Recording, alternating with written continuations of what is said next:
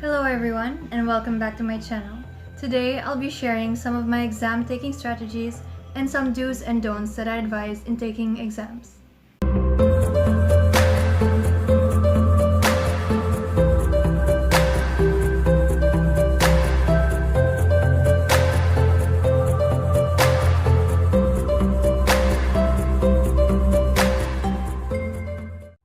When you receive the test paper, do not start answering immediately. There's a high risk that you will get a mental block this way. When you receive the test paper, do these things. Relax. Take a few seconds to breathe. Then proceed to scan your questionnaire. Flip through the pages, make sure everything is complete. Based on the time given, the number of items and the perceived level of difficulty, estimate how long it would take you and budget your time wisely. Now it's time to start answering. Don't take too long reading through and analyzing the questions. Follow your time budget as much as possible. If you don't know the answer to a question, don't linger on it.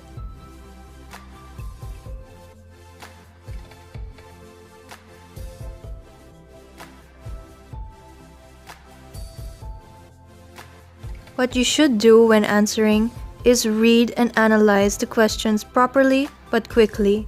You can practice this at home. Do your best when answering.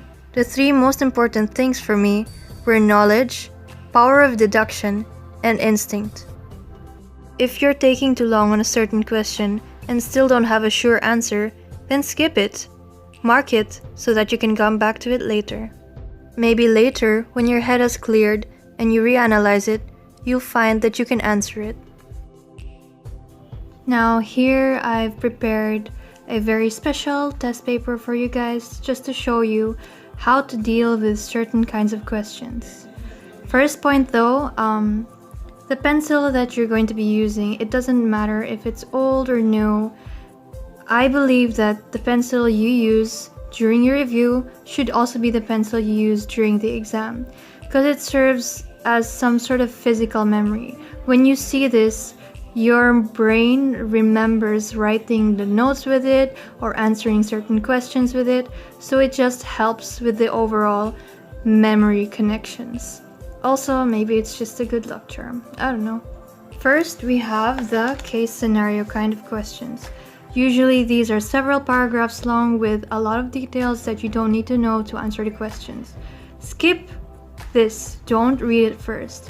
Read the question first. So this case scenario is for item number 1. Go directly to item number 1. Read the question and read the choices. Then, and only then, should you specifically skim through the case to find what may help you answer. So, blah, blah, blah, blah, blah, blah, paragraph. I saw a paragraph in the question. Now, what adjective was used to describe the paragraph? Paragraph short. So our answer is short. Now, for calculation questions. This is an example of a typical math question. Don't calculate or solve right away, especially if you're not sure of how to solve it. Check what is asked first. How many cars will it take to carry 3 laptops? And then check what you have or what you need to solve for that. And apparently the answer in this question is avocado, because I love avocado.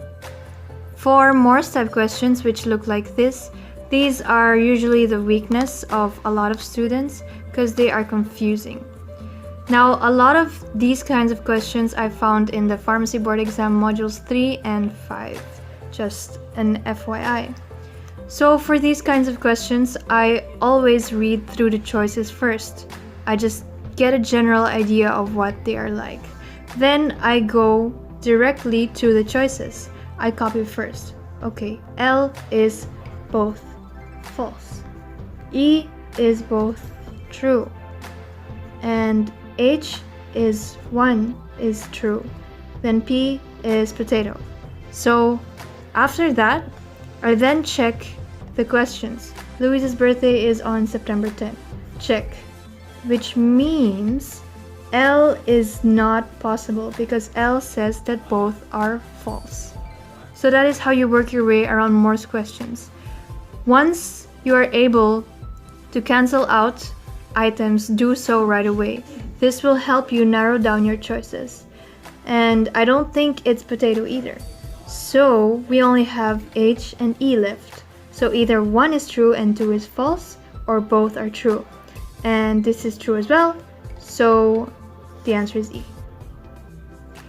As for matching type kinds of questions, these are easy. It just takes deduction and cancellation. On the second or the third run-through of your questionnaire, read and analyze the question again. Do it properly and quickly again, just to affirm that you understood the question.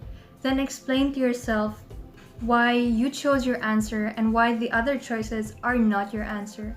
Now, if you're 100% sure that your answer is correct, like you saw this question somewhere else maybe, then you don't need to take too long on this process.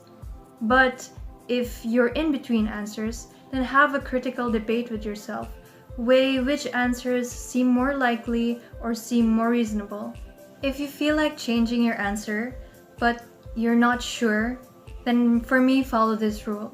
If you're not 80 to 100% sure that your second choice or your second answer the next time around is the answer, then don't do it. Because usually, it's best to trust your first instinct. When you've gone through the test once or twice, or maybe even thrice, it's now time for the final review. Before reviewing your paper, I strongly recommend taking a short break to relax and clear your mind.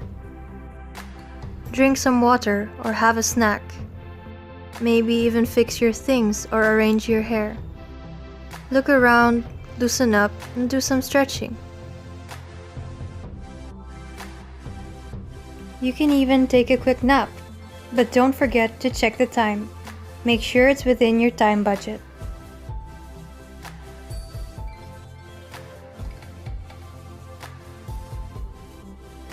For the last review, again go over the questions and answers quickly but carefully.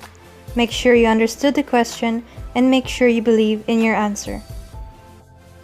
Depending on how much time you have left, you can work on your unsure answers. Use your knowledge and analytical skills to arrive at the best answer for you. And if you really don't know, then it's time to guess.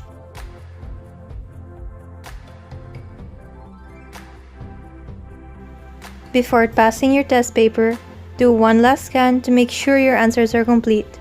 You don't want to leave any blanks. So that's it. Study well and be a good exam taker. I hope this video helped you guys, and if you have any more questions, suggestions, or really anything to say, feel free to comment. I love reading your comments. Please like and subscribe. Good luck, and see you in the next video. Bye!